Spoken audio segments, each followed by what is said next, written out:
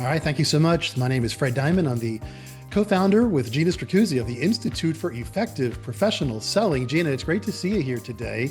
We're going to be Thank doing you. we're going to be doing a marketing and selling effectiveness podcast.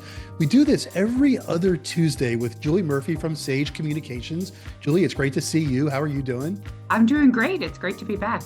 It's great to be back. This is our second episode, and the first one that we did 2 weeks ago, it just went through the roof.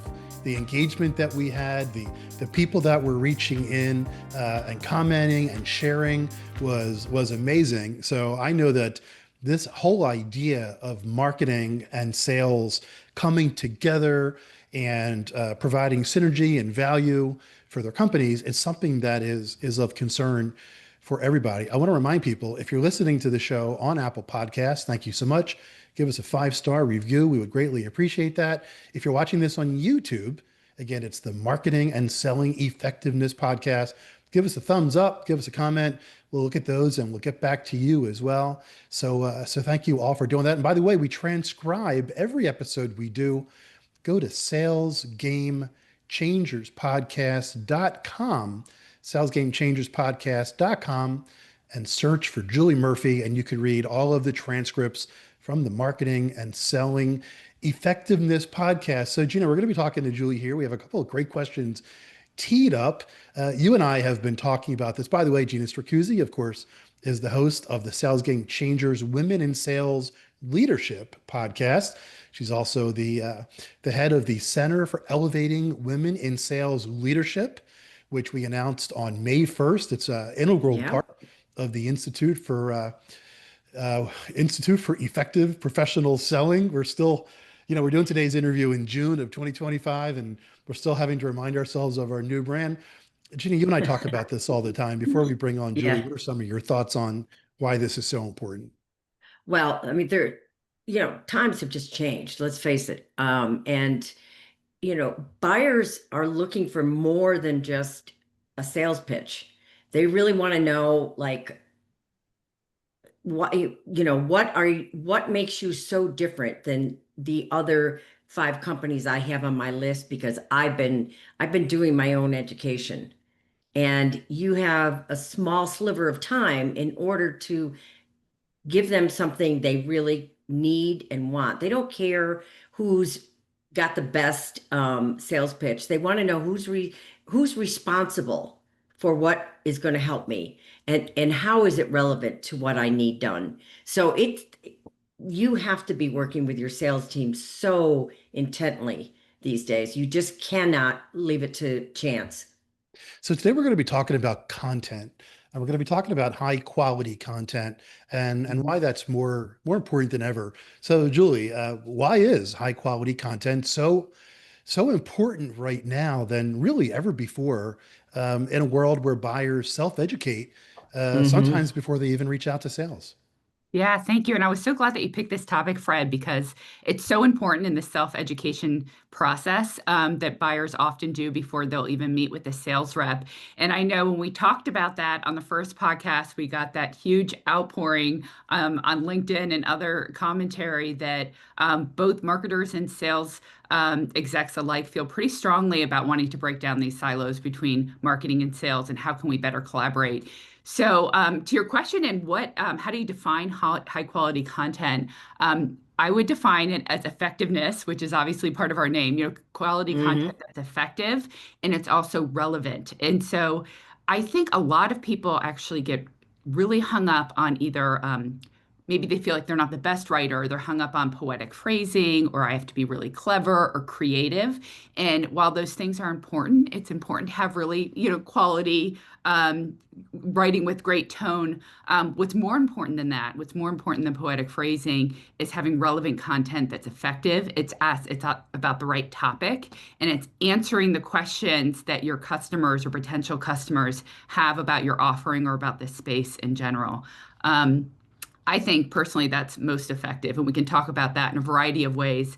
I would say bad content, if we want to look at the flip side of that, is when good content will strengthen trust. Your customer will think these guys know what I need. They're answering my questions. I'm excited about it. I'm learning, and they're the experts. Bad content is how I would define that as being irrelevant content, which wastes everyone's time, and it also can cause the buyer to question, does this company understand me? Do they understand what my values are? Do they understand what my real challenge is? And so, for better or for worse, content can really strengthen your reputation, or it can cause some damage if you don't do it correctly. So, Yeah, Right. Gina, Julie mentioned trust, and that's a word that comes up all the time. And we do a lot of work with partnership leaders.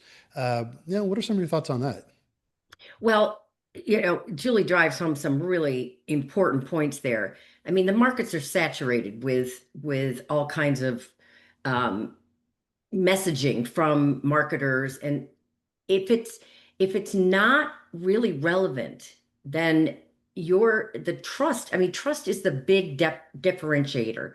So if you don't have high quality, insight driven content that really garners their attention and makes it worth their while, um, you're going to lose out a lot because they want education, not ads, right? And because now everything AI is just flooding the market. People are using it right and left, myself included. But you have to be careful how you use it because it's not like the buyers know what's going on. To Julie's point, it can't be just words for words. It has to bring something that's going to make them trust you as a seller, as an organization. So I think, her points are so well taken. So that's a great point. You made a good point there, Gina, that there's been so much noise. And we at the Institute for Effective Professional Selling, we produce a lot of content. We're well over 760 Sales Game Changers podcasts, and we're proud of all of it. And then how we slice it up and how we put it up on YouTube and LinkedIn and various places. So, Julie, how do you get through the noise? And if a company wants to improve their content and truly make it valuable for the customer, right, that they're trying to influence, where should they start? Sure. And so the first place you should start as a company is obviously in conversations with your sales team, which we talked about quite a bit in our first podcast. So, and you're right, there is so much noise out there, and you have to be able to cut through that noise with relevant content. And that starts with making sure you're talking topically about what's going to be most important to your buyer. And so that's a close feedback loop with the sales team. I mean, they should be letting you know what collateral pieces are working, what's not, what do they actually want to take with them to a meeting, or for the top end sort of awareness building piece, the thought leadership piece, what sort of topics are getting their customers' attention that's really going to help build credibility. So that's what I would say from an initial standpoint. The other thing that you want to do, like say you're brand new to a company and you've been in charge of the content program, the first thing you have to do is get organized. And so whether you're a huge company with a lot of content assets or you're a small company with maybe just a handful, you need to know what you have. So the first step is to really do a content audit and do a gap assessment so you understand sort Hmm. of what do I have, because a lot of times companies build their content piecemeal and it's with good intentions. Maybe you have a really important meeting with a specific customer and you built something for them, and that's great. It should be customized for that customer, but then it's sort of a hodgepodge of content. So you want to take a look at who am I really selling to? What are all the different audiences that I'm talking to? And does my content speak to all those audiences, or what pieces am I missing? So that's one. And then, of course, what we had just talked about is making sure you're getting with the sales team to make sure that because we're not, a lot of times the marketing people aren't in your meeting, so they don't know what the customer objections are or, how that conversation is going. So being able to provide that feedback allows us to make the content even better. Yeah, Gina, what would be your advice to sales professionals? Again, you run the Center for Elevating Women in Sales Leadership. You facilitate, I should say, the Women in Sales Leadership Forum. Matter of fact, the next one starts July 11th this summer. Six-session program for women in sales leaders at companies like Amazon Web Services, Hilton, Oracle, Cvent, Carosoft, et cetera. what do you think a sales professional wants to say to marketing about the content that they're producing? Uh, well, it's interesting because there was a period where it was all about brevity, right? Because who wants to, people's attention is really short. You can't put anything too long out there. It has to be, consumed in 3 seconds or you've lost them kind of thing. And it really did a disservice in many ways to what is really impactful about that company that could help their buyers, right? And Mm. so, it's got to be that you use both, that you use that little micro content, but it leads to other things like case studies and, blog posts and frameworks and things like that. And then taking into account, like maybe you use ROI calculators or decision guides, anything like personal video outreach is huge, and buyers do respond to that, but they need, sales needs marketing to build that for them. So they really have to be working together. I mean, again, to say, okay, the client really seemed to respond to this. Let's do a little bit more, not only making it that, but adding it to your list of things that they're responding to. So you've got to have that feedback from marketing or from sales, and then sales has to appreciate that marketing needs that feedback in So order to that's move forward. Yeah, that you raise a great point here. Again, most of the people who are listening to the Sales Game Changers podcast, again, we're doing today's marketing and selling effectiveness, are in complex markets, typically business to business, business to government. There is a transactional part, but to get to the opportunity to have the transactions, it might take 2, 3, 4, 5 years, right? So a lot of the content is critical through the flow. And one thing that Gina and I, talked about a bunch is, marketing used to do marketing, and then sales would come in. Mhm. Now through the buyer's journey, sales needs help like earlier, and marketing needs to come in earlier and later. The whole process is not as defined as it once was. So Julie, in B2B and B2G sales, where sales cycles are long and decision teams are potentially in the dozens, right? How Right. should content be tailored to support the complex buying journeys? Yeah, and I think you just hit the nail on the head that sometimes the teams can be dozens. So, I mean, think about it in terms of it's not one individual buyer, it's a committee that you're selling to. And a lot of times the Mm. people in that committee have different needs and expertise. So sometimes you need to speak to the technical person who's actually going to maybe be using the product and making recommendations. You need to talk to the business-minded person that's looking at the numbers and the ROI. A lot of times, especially in government, you're working with the procurement teams. And so you have to have content that sort of addresses each of these audiences to make sure you're sort of speaking to everyone. So that's the first thing. The other thing is it's really important not to sell too hard in the beginning. And I think we know this. It's sort of what we call old school selling, which is the hard sell right up front. We know that buyers now do so much education on the front end that on the early part of this, it's a lot of thought leadership. It's a lot of education, looking at trends in the industry. The other thing that you can do over long buying cycles is maybe there's a particular deadline, like say a federal mandate, where agencies need to meet a particular requirement by a time frame, and you happen to have an offering that's going to help them with it. You can do a large campaign and warm up the market as you lead up to that deadline. And so it's having a long-term strategy where in the front end, it's a lot of education. And then as you get down the funnel and they're closer to making a decision, that's when they might dive into a white paper or some of the more longer Mhm. form content where they really want to learn before making a decision. So it's about having different content pieces every step of the journey. Gina, you also mentioned the videos and the diversified content of social media and the short form. And those are also especially important at the front end of that sales journey. Yes, yes, I You know, agree. I like the way you said committee, and as I'm thinking about this, you're right. There's the technical, there's the financial buyer, there's the program buyer, there's the IT buyer, right? In a lot of these situations, and in government B2G, then of course you have the whole contract side and the compliance side, and there's so many regulations that come into play that your company needs to communicate. Maybe you do a webcam or a podcast on how we specifically address this compliance issue that is going to be a Right. showstopper if we don't have. Gina, I think this is a good time to transfer into the AI discussion. And I know Mm. you're a big advocate for AI and how it works in the selling process.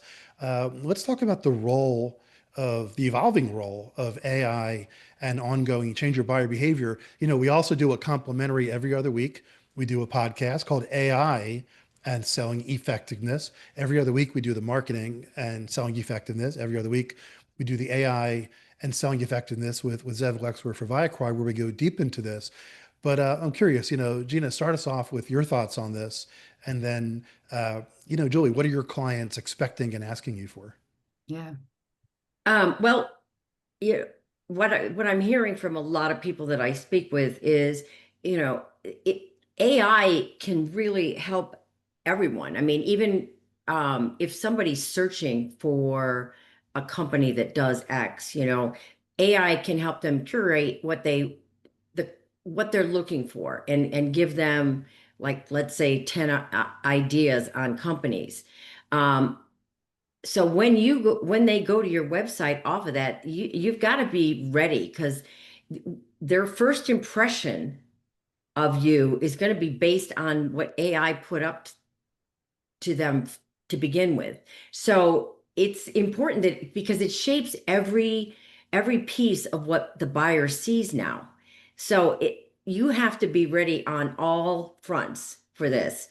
And really, you have to think about how, from a seller standpoint, great content, when generated by AI, that's going to pop up first to them, can really either build trust or shatter trust right off the start, right from the start. So you really have to be careful about what you're putting up and what's being gathered through AI.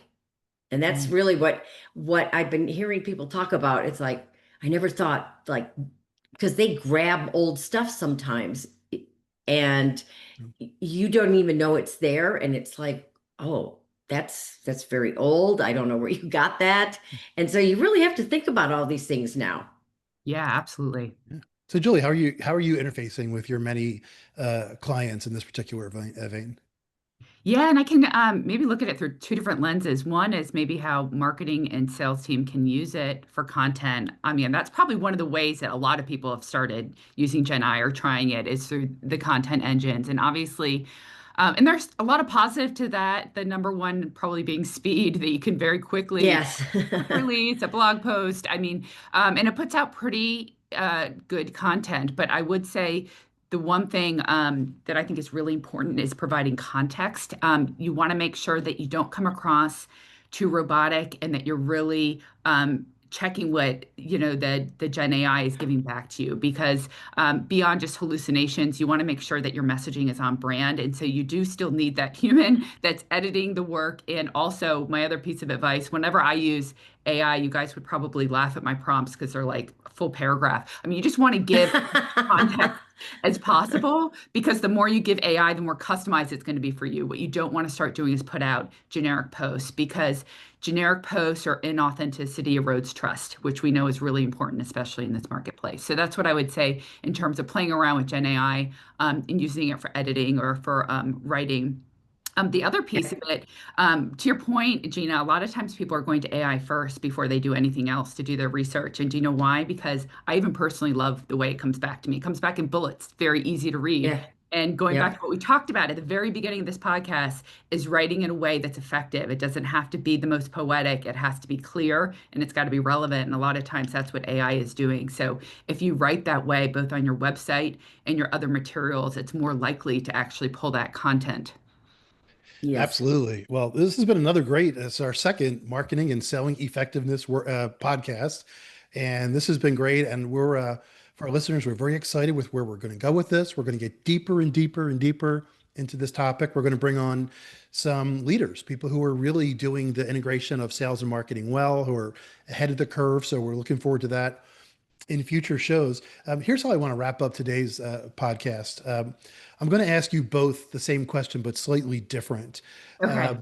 so, Julie, the question for you is what do sales leaders need to know about what marketing is going through with content? So what do you want to tell if you were like on a bus with a sales leader and they said to you, Julie, although I don't know when the last time you were on a bus was, but let's say hypothetically, we're maybe at a coffee shop or something, and someone knows who you are, and they're like, gee, what is marketing's biggest challenge? I'm a sales leader. What do I need to know about what marketing is going through? And Gina, I'm going to ask you the converse question. If a marketing director or marketing leader or VP said to you, Gina, I know you run the Global Women in Sales, the Center for Elevating Women in Sales Leadership. What are the biggest challenges that sales leaders are faced with right now? And when you have that, empathy and the understanding, it definitely makes work happen a lot better. So, Julie, if you remember Mhm. the question, why don't you take it first, and then Gina, you'll bring us home.